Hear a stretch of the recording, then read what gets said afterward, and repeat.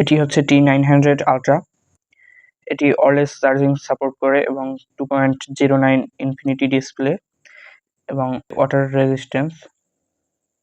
চলুন ঘড়িটি আনবক্স করা যাক।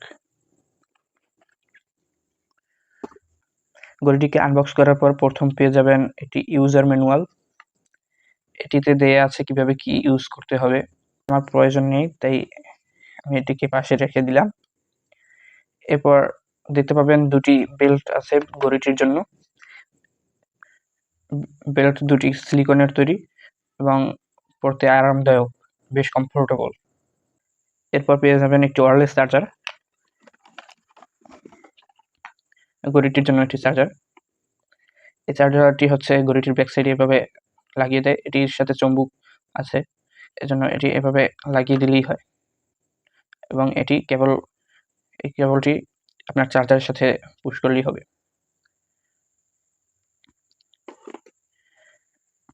ঘড়িটিকে ওপেন করে দেখাই।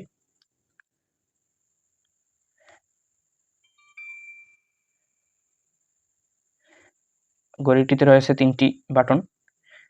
এটি হচ্ছে পাওয়ার বাটন, এটি হচ্ছে ক্রাউন বাটন, আর এটি হচ্ছে সেকেন্ডারি বাটন। এটির মাধ্যমে আপনি আপনার ঘড়িটিকে অন অফ করতে পারবেন, আর এটির মাধ্যমে আপনি চেঞ্জ করতে পারবেন আপনার ডিসপ্লের। দেখতে পাচ্ছেন এটি যদি ঘুরানো হয় তাহলেই চেঞ্জ হচ্ছে,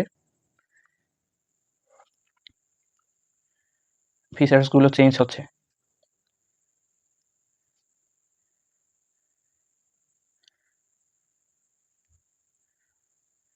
এটির উপরে এভাবে ক্লিক করলে কালার চেঞ্জ হয়।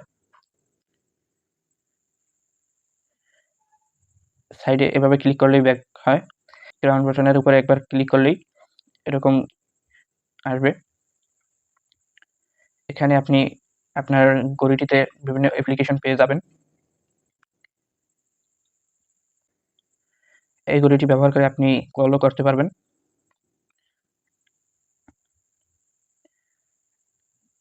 তবে এটি ফোনের সাথে কানেক্ট করে নিতে হবে।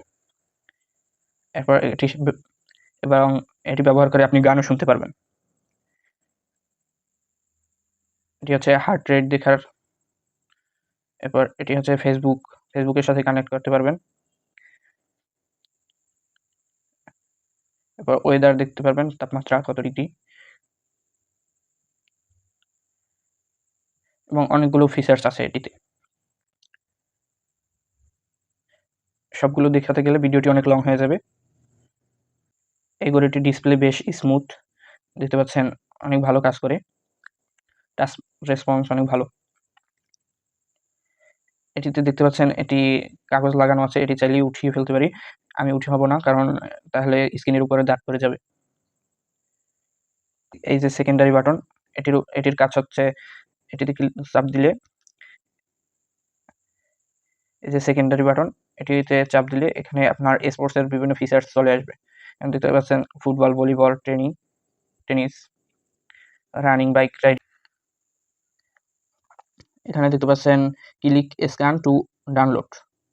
এটিতে ক্লিক করলে এরকম কিউআর কোড আসবে। এই কিউআর কোডটি স্ক্যান করলেই আপনি একটি অ্যাপ্লিকেশন পেয়ে যাবেন প্লে স্টোর থেকে বা অ্যাপ স্টোর থেকে। আপনি সেটিকে ডাউনলোড করে এই ঘড়িটির সাথে কানেক্ট করে চালাতে পারবেন। সেই অ্যাপস দিয়েই কন্ট্রোল করতে পারবেন এবং আপনার পছন্দ মতো বিভিন্ন ওয়ালপেপার বা আপনার ছবি সেভ করতে পারবেন এই ঘড়ির ওয়ালপেপারে। ঘড়িটি আমার কাছে বেশ ভালো মনে হচ্ছে। এটি হচ্ছে অ্যালুমিনিয়াম বিল্টের এবং ব্যাটারি চার্জ ব্যাকআপের কথা বলতে গেলে চার্জ ব্যাকআপ অনেক ভালো।